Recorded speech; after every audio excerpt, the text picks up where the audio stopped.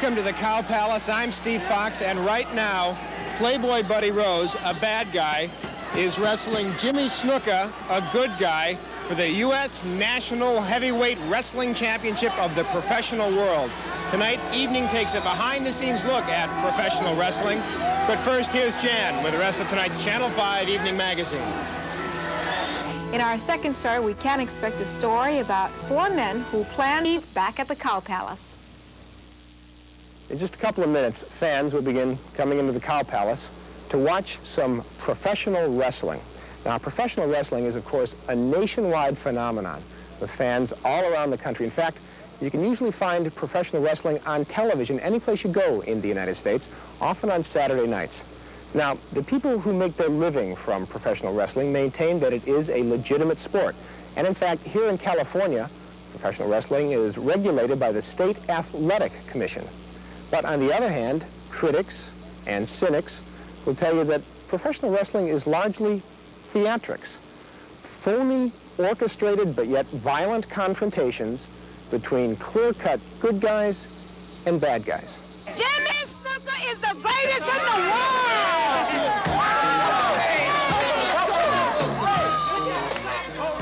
This is Jimmy Snuka, known as Superfly Jimmy Snuka to his fans, a former Hawaiian entertainer who specialized in the war dance. Snuka is currently one of the good guys in wrestling. He is loved, unlike Playboy Buddy Rose. Buddy Rose likes to be considered the baddest of the bad guys in wrestling. He calls himself the new legend, though he's only 24 years old.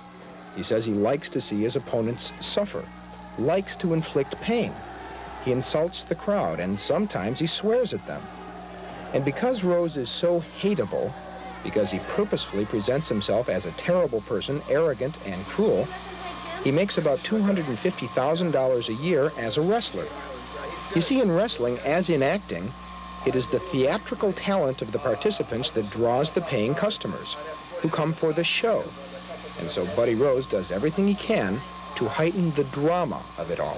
Everything goes my way. He's got an advantage because people are on his side, but I'm just hoping everything goes my way. Does that bother you when the fans boo you like that? Yeah, it does, because it's just like any professional athlete will tell you, whether it be in football or baseball, they'd rather be playing in their own stadium or hometown, because it's just like it's a disadvantage to me wherever I go. Sure. I go, it's just booing all the time.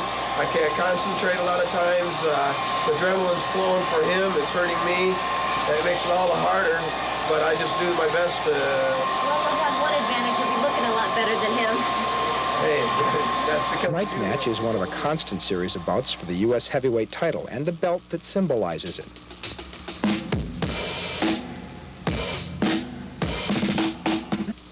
The current heavyweight champion is bad guy Buddy Rose. What about the fans? Do you think that they really hate you, the way they say they do, the way they yell about you? I'd say a few hate me, but I'd say it's mostly because of jealousy, because they wish they could be out there doing what I do and making the money that I make. Every fan that sits there in those seats, they probably wish, God, I wish I was him.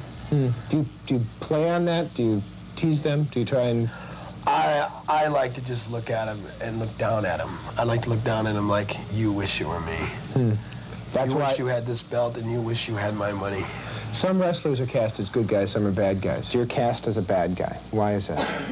Probably because I'm sadistic, and because I like to deal out punishment, and because I back up what I say. You are sadistic, you say. You make no bones about that. That's right. In the last year, I've broken 5 wrestlers' arms, dislocated a couple of arms, I broke a leg, and by doing that, I hurt those people from collecting a paycheck.